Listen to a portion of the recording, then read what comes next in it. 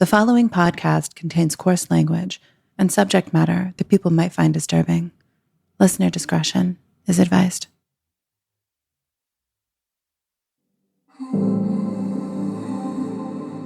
We are the weirdos. We are the ones who see things that are not there. We experience things that others don't. We get goosebumps when walking into a room. We see things out of the corners of our eyes. For some reason, the universe has chosen us to be sensitive, or maybe just more aware. It's been ridiculed for years. It's against religion, it defies God, and you'll go straight to hell. It's not normal and it's strange and it's dark. But for those that have been made fun of and swept under the rug and called crazy, we hear you. We are your lifeline. There are others out there. No more hiding in the shadows. The shadows are what unites us. We will continue to celebrate the unknown, have tarot readings, talk about UFO encounters, keep dream journals, see auras, believe in cultural folklore, have our fortunes told, and investigate the paranormal. You see, for us, this is normal. So don't be afraid. Come join us.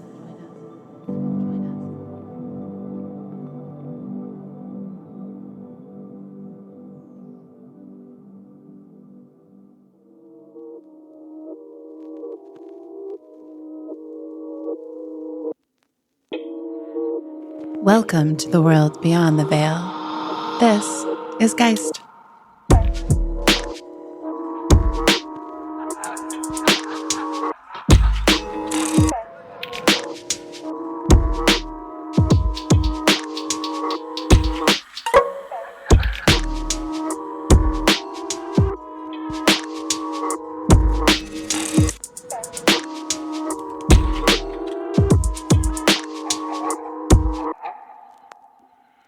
The world has had an interesting time navigating through this global pandemic. Being isolated and at home allowed this podcast to be born, although a lot of our interviews were done remotely and over the phone. So naturally, it got me dreaming about traveling again. We've always explored North America hauntings, the old man lingering in the doorway, waking up in a pool of blood, the usual. But the world has more to offer. In the Philippines, it's not only the ghosts that haunt you. The folklore can be much more frightening.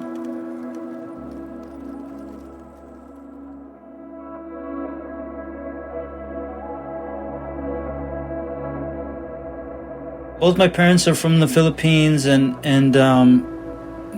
they grew up in different parts of the Philippines. But regardless, it's funny how they both have the same perspective of the folklore that goes on in the Philippines. My name is Bianca Yuzon-Henares. I'm a musician and co-founder of holistic art studio Grounded.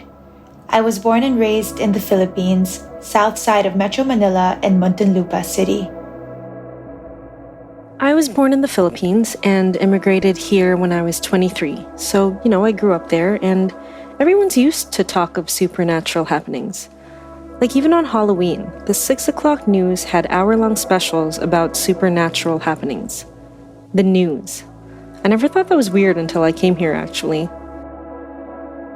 On certain days like Halloween, All Souls Day, or Good Friday during Holy Week, we are told to be extra careful because spirits are lurking about and the veil between worlds is thinnest. It's also common knowledge that schools and universities are haunted by ghosts of students that have passed on, such as one girl that died in a freak accident at a school fair who still roams the grounds clutching her decapitated head. And because the Philippines was colonized by Spain, a Catholic country, our mythology consists of creatures that originated from natives but sometimes have a religious connection or twist to them. See, the Philippines has been colonized by Spain for 333 years, held by American rule for 48 years, and was under Japanese occupation for 3. All the while strongly influenced by Christianity, Chinese, and Malay culture through trade. And just as surviving and living a certain way has taught us the values of strength, strong family ties, creativity, community, and perseverance, we are a people that are no strangers to pain, suffering, and sacrifice.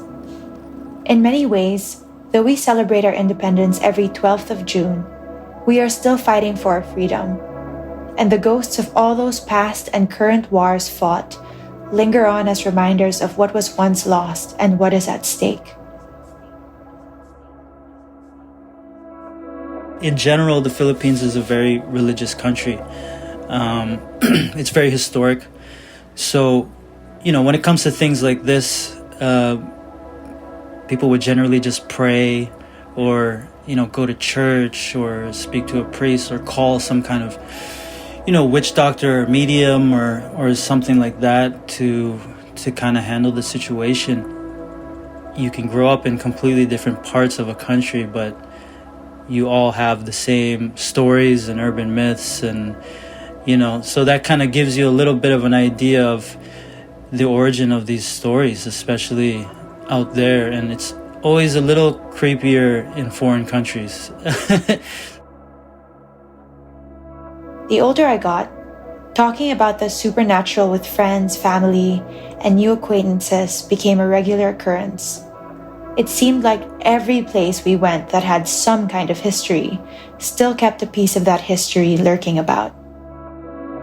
So, it was never really questioned. Like, whenever I'd hear these stories, I don't think I was ever like, there's absolutely no way that happened. I just kind of accepted it and believed it. Everyone did. And while these things would freak me out, a part of me also understood that it was part of the territory of the land we occupied and the energy surrounding it. Filipinos are big on superstitions and supernatural happenings, and we have a lot of mythical creatures and different ones depending on what region or province you're from. Here are some of the tales and folklore I grew up with. And most of these stories and creatures are pretty much common knowledge in any Pinoy or Filipino household. A couple of them are duende, which is, I believe, something like fairies. Duende, which are like dwarves or elves that live in grassy areas in the province. When you walk by them, you kind of have to ask permission to even walk by. So if you go out to a rural area, you're supposed to say tabi-tabi po, which pretty much means excuse me, because if you accidentally step on one of them, they might put a curse on you. My mom said when I was a baby and they brought me home, the house was still being built. I would cry incessantly, and the construction workers tipped her off by saying they would see duende, or little dwarves trying to play with me in my crib. But I clearly did not want to play. My parents had the place blessed, and after that, I seemed more at peace and less rattled. Aswang, which are, they're kind of like witches. Aswang is an umbrella term for monsters or shape-shifting creatures in Philippine folklore. What happens is they appear to be an entire body, but they're able to separate half of their body, their upper torso, and then they fly into the air, and the story goes that they might attack you, and which sounds a little crazy, but again, when you hear people from different areas tell the same kind of stories, that's how, it's kind of like how folklore, comes to life. And then there's Chanak, which is absolutely terrifying to me. It's a demon that takes form as an innocent crying baby and lures people, so when the person picks it up, surprise, the baby's super ugly and super scary. Chanak are somewhat demonic-looking creatures that are often disguised as normal babies at first, but their true form is more grotesque. Chanaks are said to be the souls of babies who died before being baptized, or the souls of babies who were aborted who have come back to take revenge on their mothers. Next up, we have the tikbalang. A tikbalang is a half-human, half-horse creature. They are often described to be like reverse centaurs. Tikbalang are known to be able to shape-shift into relatives, or other close acquaintances of any traveler that they come across in the wild.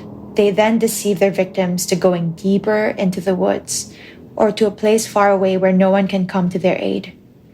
In provinces such as Rizal, they have a better reputation, known as guardians of the forest, responsible for making trees and plants grow, helping the plant kingdom thrive. There's also an expression that goes, "May kinasal na tikbalang," whenever it rains but the sun is still out at the same time. This means there are tikbalangs getting married. Another variation of the aswang is the manananggal. Manananggal, which is my favorite for some reason. The name is derived from the Tagalog word tanggal, which means to remove or to separate. So basically, during the day, she's a normal woman, but during the night, her upper body separates from her lower body, and she grows these black bat wings and flies around looking for pregnant women. She's said to have a very long tube-like tongue that slides into windows, finds the pregnant woman's belly button, and sucks the fetus out of the womb. It's pretty effed up, right? I remember someone telling me before that their tongues can even be as thin as thread and almost as transparent, so you wouldn't even notice them dangling from the ceiling.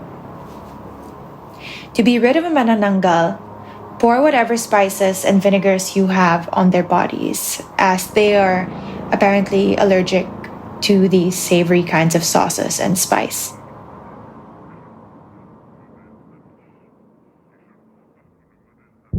There's another one called capre, which is like the closest thing I can compare it to that people would recognize is kind of like a Bigfoot type of creature.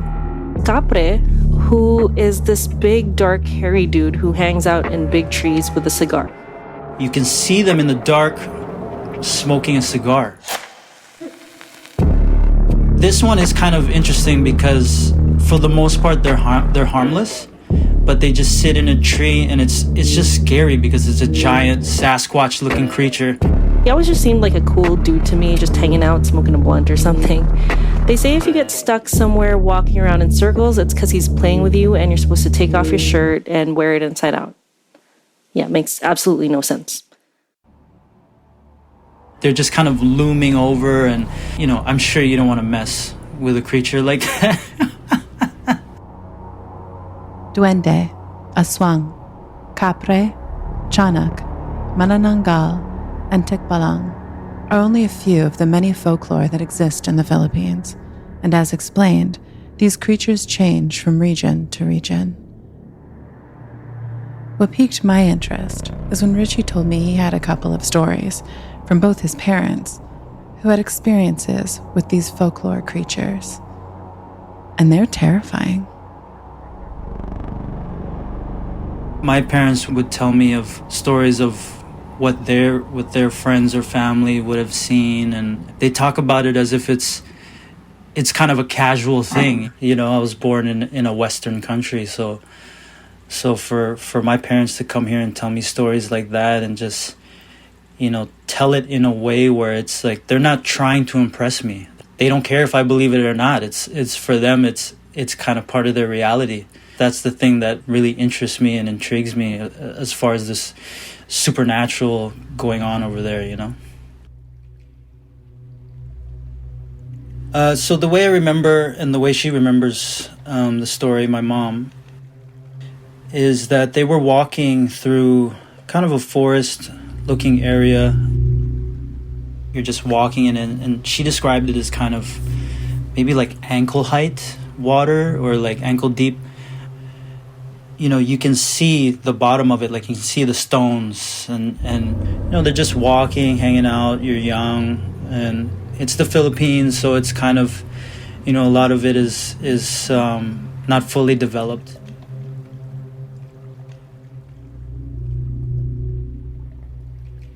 And they were hanging out in a group, and they were walking in this water, and they noticed one of their friends was kind of straggling behind. And they didn't pay much attention to it, but they kept walking. And then she told me that she heard them struggling way behind them, like their friend was having a hard time, and fighting something, maybe making noise. And so they obviously stopped and turned around and went back. And from the distance, she said she saw them kind of falling into the water. Almost like, like you're drowning, like you're sinking. And I guess they were so confused because, like I said, the water was so shallow. So they kind of ran over, and the way she describes it is they were far enough that they couldn't get to her in time, and they're not sure where she went. She was gone.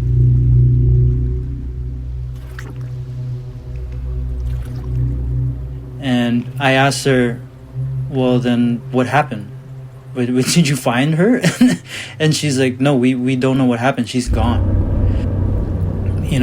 If you're wondering how it relates to the paranormal, it's just kind of, in those areas, like I said, there's things like the duende, and there's things like, these stories where they will, consume you or possess you or take you, if they want to, if you don't ask permission to be in their home or be in their area.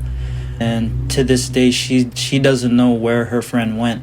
And it's kind of, I know it's kind of casually talking about it, someone disappearing, but even she acknowledges that, It gets a little deep, sometimes it's something in your heart or the type of person you are. And these creatures or these entities can kind of sense that about you, and they take it upon themselves to make you pay the price.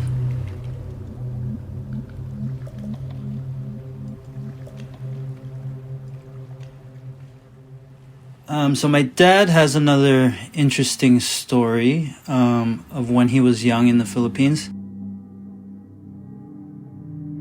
Richie's dad recorded his story on his phone and sent it to us, right from Manila, where he lives, to give us his account of what he experienced.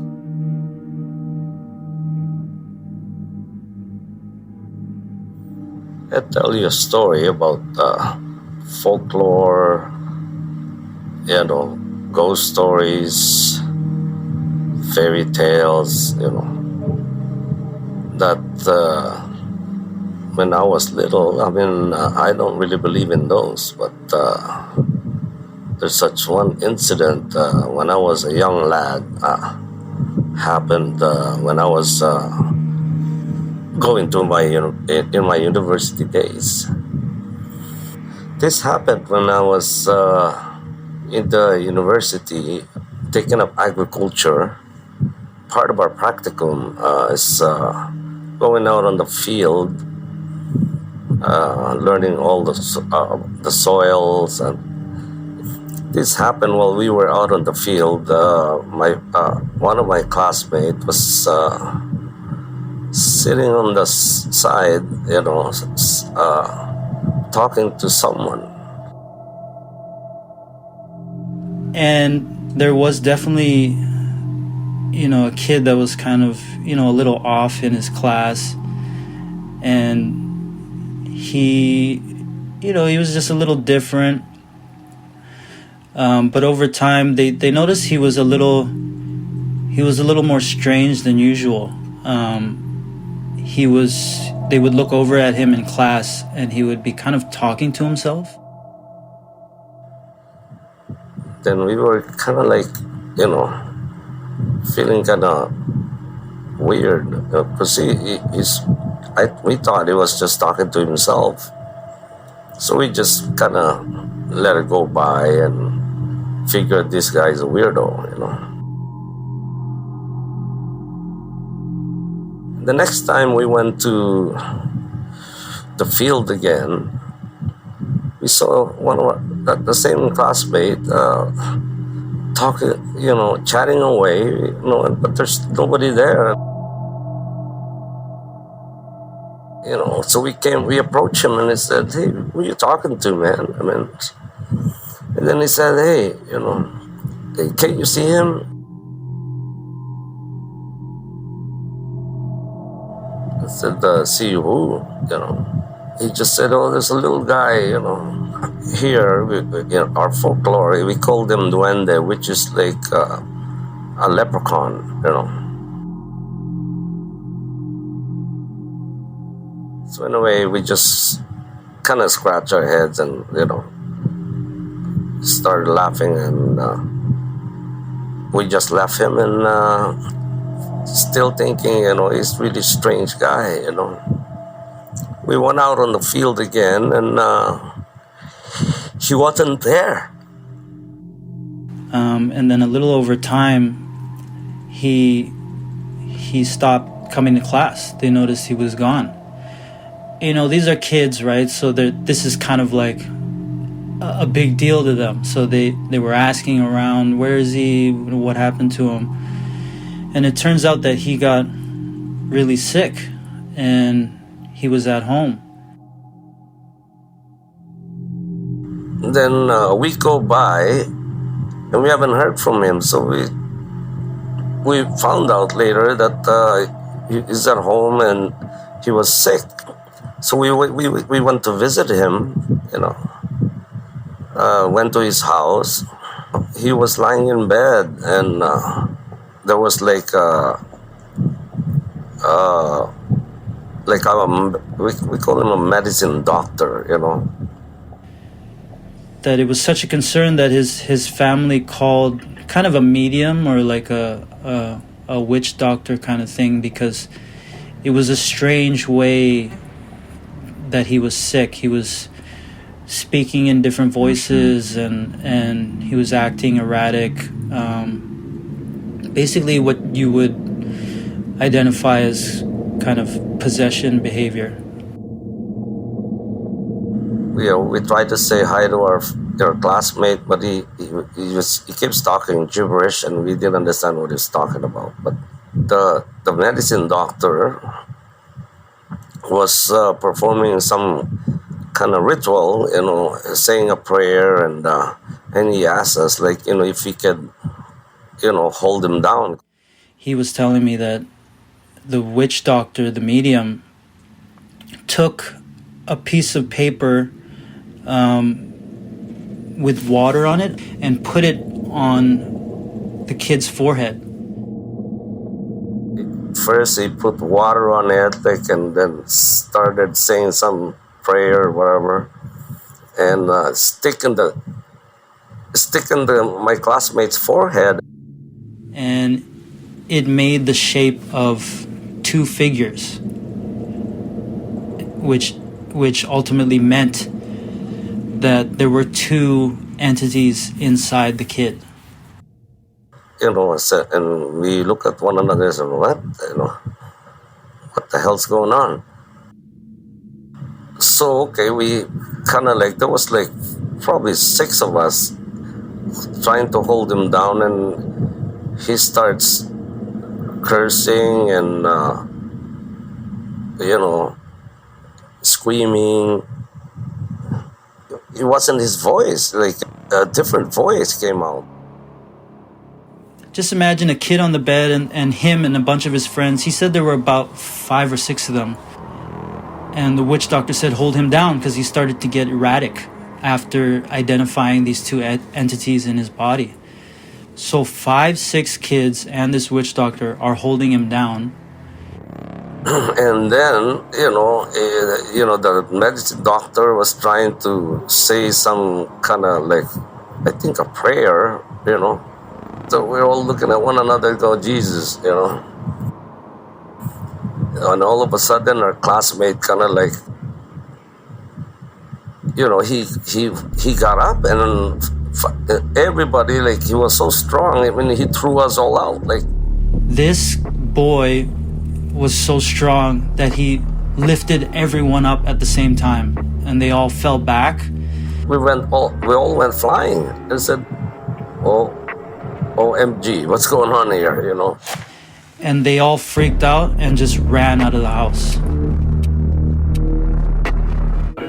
Then the medicine doctor started screaming, "Get away from him!" Sort of an exorcist. At the time, I didn't understand what exorcism was. So we all ran outside. We were so scared, and I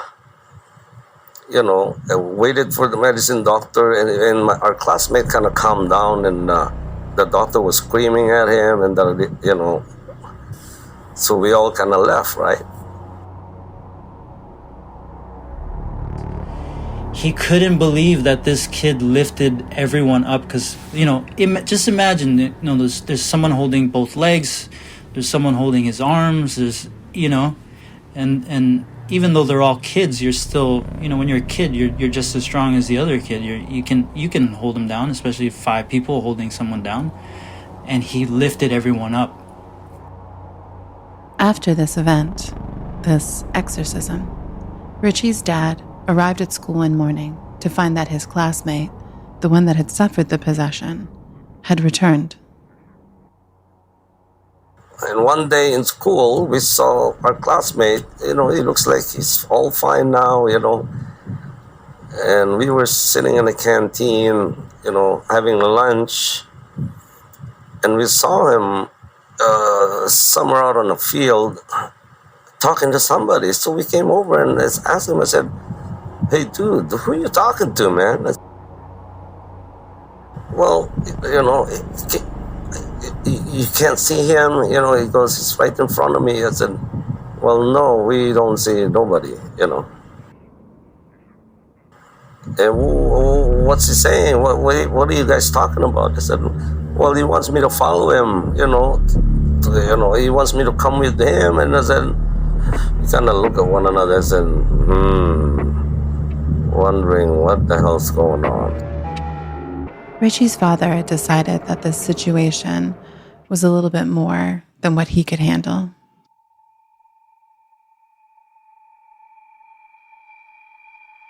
Two days later, we found out he was dead. Not too long after they found out that the kid had passed away. He just, whatever was going on with him, whatever had possessed him had ultimately taken over. And then we went to his house and asked what happened, and apparently he kept saying that I gotta go with this guy, I gotta go with this little guy. And so he did go with him, and I guess that's when he passed away.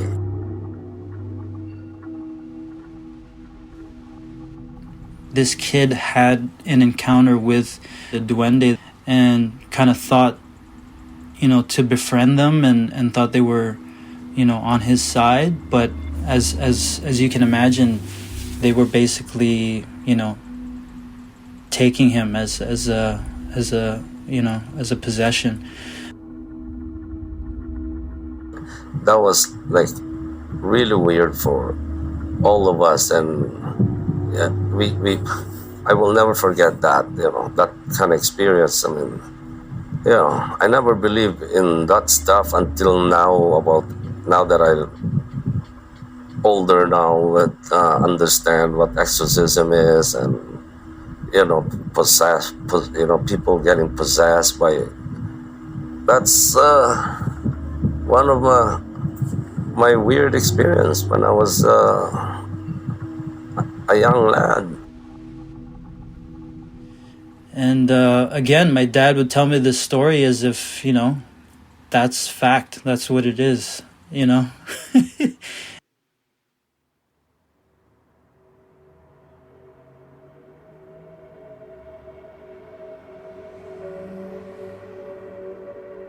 In the end, I don't know what to believe. I believe there are things out there that our human minds don't fully understand. Like, God, angels, ghosts, aliens, Elon Musk. And because we're human, we just have to think we know everything, and we try so hard to fill in the blanks, but in the end, we'll never really know for sure what the truth is or how to fully explain things. But the experiences are real. You can try to science your way out of it, but in the end, the experiences are very real to these people, and you just can't argue with that. I don't want to blame everything on paranormal, the paranormal or something supernatural, because I want to have authentic experiences. So I want to know that this stuff is real, because I believe this stuff is real, and there's a whole other plane of existence that's not as tangible as the reality we know. Just as they say the Earth is like a grain of sand in the grand scheme of the cosmos, and that somewhere in space, intelligent alien life, which we may or may not have encountered yet, exists. I believe that this physical plane we reside in is one of many levels of existence, and that no matter where you are in the world, these planes intersect. But in some places and instances, as a result of collective belief systems, stagnant, hostile, or good quality energy, unfinished business, one's openness or receptivity to what lays beyond, and many other factors, the doorway to these other realms may be a tad bit more open than others. And from this perspective, the Philippines is definitely one big portal or doorway. Special thanks goes to Richie and his dad, Bianca and Bridget, for contributing to this episode.